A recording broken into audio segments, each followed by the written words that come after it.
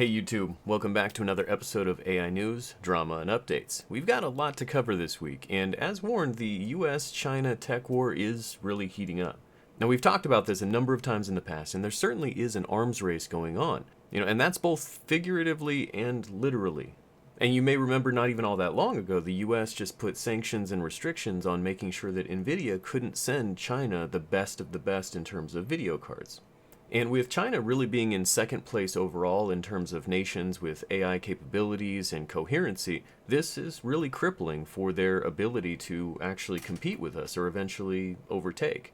So what China's decided to do in response and in retaliation is eliminate the ability for us to get the precious metals that are necessary to create.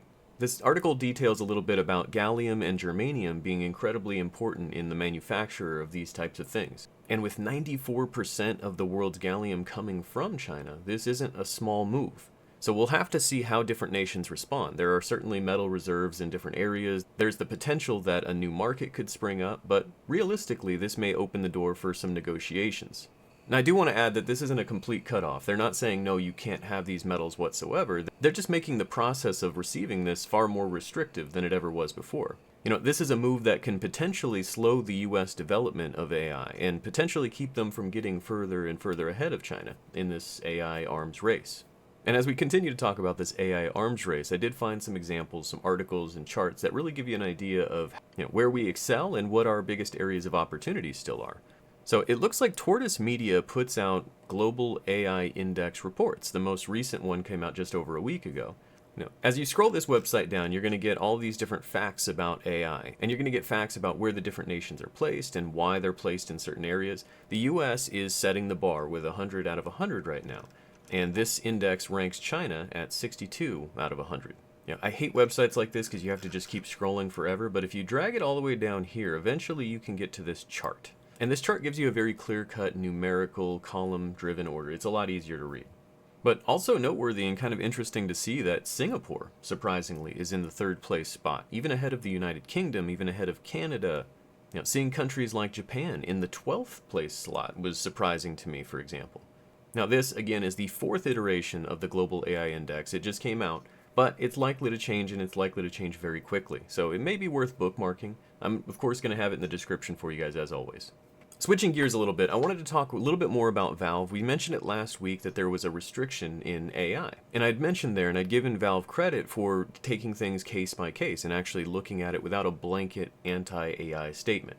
But of course, a lot of the news articles and headlines ran with the story as if Valve was taking a very clear anti-AI stance, which, as I mentioned, they really weren't. So there were a lot of headlines and articles out there where you see stuff where they're really scrutinizing games with AI, but the reality is that their policies have never changed. As with before, if you were developing a game and submitting art assets that you didn't own, or really any assets that you didn't own, Valve would have taken issue with it. So this is really just a single individual case so far, but they have made clear that they're just looking at copyright in general to make sure that people own the assets that they're submitting. Now, of course, AI brings with it all kinds of baggage in terms of copyright and ownership and all of that, but they're going to basically follow the law. If you look into the Steam store, there's all kinds of questionable stuff in there if you dig deep enough. So it makes sense that they're just going to do what is legally allowed, and they're really not taking an opinionated stance or anything along those lines. Moving away from the AI space for a minute, I wanted to touch on quantum computing once again.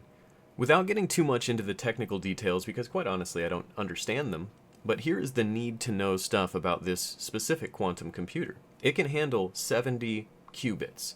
And just like when processors started coming out and megahertz and gigahertz, really you had to kind of see it to understand what it meant in terms of speed, and it had to be comparative. Well, 70 qubits means that this can do what a classical supercomputer would take 47 years to accomplish. Which, of course, is such a significant jump in processing power, it really opens up your mind to some new possibilities or potential ideas of what computers really may be able to process one day. Again, we're only talking about quantum computers because I do believe this processing power and AI are eventually going to come together, and it's going to create an entirely new frontier. It's really interesting to see that these computers are so powerful that the fears associated with them are things like, we can't have passwords anymore. It really just eliminates all of the idea of security being hidden behind cryptography and things like that. These computers can process on a level that's unimaginable. Theoretically, I say these computers, but really it's just the one so far. But the long and short of this one, it's called the Sycamore Quantum Processor. It is 241 million times more powerful than its predecessor, and 70 versus 53 qubits. I don't fully understand what a qubit is, but I can tell you it's powerful. So based on what I'm seeing, based on the news articles that have come out and what's public knowledge and publicly available, this is the most powerful computer on the planet, from my understanding. Switching gears a little bit and talking about GPT and OpenAI. So OpenAI made GPT-4 generally available. What does that mean? This really applies to the people that were using it more as an API service, people that were designing it as part of programs or using it non-traditionally. If you're going to the website using GPT Plus and using GPT-4 when you select it, we've had this available for a long time. Now it's been a little bit more limited. We've had messaging limitations since the inception of GPT-4, but compared to GPT 3.5 or GPT 3, it's a very clear-cut winner. Now, that part's not necessarily news, but I did see something last night that I wanted to cover here, and that's the code interpreter is going to be coming out very, very shortly for everyone who has access to GPT+. That is going to be a game changer for a lot of people. That's such a big deal that I'll probably do a standalone video on just what the code interpreter is and what it does once I have access to it myself. But essentially, it should allow you to design code within GPT-4, execute and run the code, test it internally, and be able to move things back and forth to something like Visual Studio. And I don't want to get too far ahead of myself, but it sounds amazing. I also wanted to cover this little fun story I came across. So everybody hates telemarketers, and I say that with a little bit of sadness because I used to be a telemarketer for a very short period of time. But somebody took GPT and turned it into something specifically to annoy and waste the time of telemarketers by keeping the stories fun and engaging and things like that. So this is a new service called Jolly Roger. It uses digital personalities, and you're essentially able to have this telemarketer connect with a GPT deepfake person. The system is able to take the input of the telemarketer to keep everything contextual, which is kind of hilarious when you think about it, because it's really just going to draw the whole thing out and waste everybody's time. Service like this costs about $25 a year. I'm not here to tell you whether or not that's a smart move to make, but there are examples from what I understand if you were to click on some of these links. So I'm going to keep everything in the description if you want to check out, listen to what these calls sound like. But it looks like he's got an example where you've got IBM Watson AI keeping a cruise salesperson on the phone for over 15 minutes. So that sounds interesting. We're still on the topic of GPT, but I did want to switch gears a little bit and talk about the future. When it comes to OpenAI, OpenAI has made very bold claims about artificial general intelligence being something very feasible for them in the near future, not even the far-off future. It seems like they're looking at that more as a statement of fact rather than a potential hypothesis, because they're already thinking about the next phase, which is super intelligent AI. An artificial general intelligence is just an artificial intelligence that can think for itself. A super intelligent AI can do that, but it's far smarter than anyone. Actually, it's far smarter than everyone combined. And so reining something like that in, if needed, is a thought. It's something that we need to consider as we work towards essentially building that. According to the article, a super intelligent AI is smarter than even the most gifted and intelligent human. And whether it's our natural fear of the unknown or our fear of being replaced or whatever it is, I think our natural inclination is to believe that this super intelligent thing will mean to harm us. This is probably the topic of the week I could see getting the most comments and opinions, because I'm very curious what you have to think about super intelligent AI becoming a reality. It seems, based on the article, based on the way that Sam Altman talks about it, that it's inevitable. And I'll remind you that OpenAI isn't the only company trying to do this. Microsoft has been very blunt about making their own AGI and running things from their end. And ironically, they're using the tech of GPT-4 to make that a reality for themselves as well. And while we think about Microsoft and OpenAI and how they're using this prohibitively expensive technology, or that's what we've been led to believe, we also need to think about the idea that that may not necessarily be true. It may have cost a bundle to create GPT-4 from scratch because of the technology level at the time and what we knew at the time, but it's potentially possible nowadays that maybe we don't have to invest that much to create this type of system. The chief technical officer for Databricks, Matej Zaharia, they're quoted as basically saying that whenever someone's talking about AI alignment, it's often from the angle of evil. They're also saying how it's a huge amount of work to train these models, don't even try it. And he says, I'm not sure that either of those things are true. A lot of people saw that viral clip of Sam Altman when he addressed that gentleman in India who asked about creating a foundational model, and his response was something along those lines was, don't even try it, you can't. So this article and the Databricks CTO are basically proposing the idea that that might just be a little bit of gatekeeping to keep competition down. By keeping people from trying, maybe they'd never realize that it was that easy. Now, with all that said, everything I've seen wouldn't really indicate to me that Sam Altman has been lying. I would imagine he doesn't really want competition. I would imagine that he doesn't really want a lot of people running around with foundational models. We do understand that there's fears associated with that, but technology has actually come a long way in the time since OpenAI started development. And I do feel that if Sam Altman was to start over today, it would probably cost him a little bit less to create GPT-4 as it stands today. But that's just a guess based on the tech advances that we've had over the years. To cap off today's video, I wanted to talk about Twitter, I wanted to talk about Google, and really the concept of web scraping. Now, I'll start by saying every video that I've ever submit to YouTube from the beginning of my channel, I knew that that was being scraped. I was aware that they were using it to create the automatic closed captions, for example. Things like that don't just come out of nowhere. They had to scrape thousands of videos, tens of thousands, maybe millions. Do I consider that theft? Absolutely not. In fact, the automatic captions are a huge benefit to me. I'm far too lazy to type all this stuff out. So if you're using closed captioning right now, you're seeing the benefit of that type of scraping. The same thing in the art world, the same thing with Runway ML and the video models. The more data, the more varied data that goes into these models, and the more that it gets a chance to train on them, the better the output and the better the results. From the beginning of social media, we've had a ton of companies interested in your data, your privacy, right?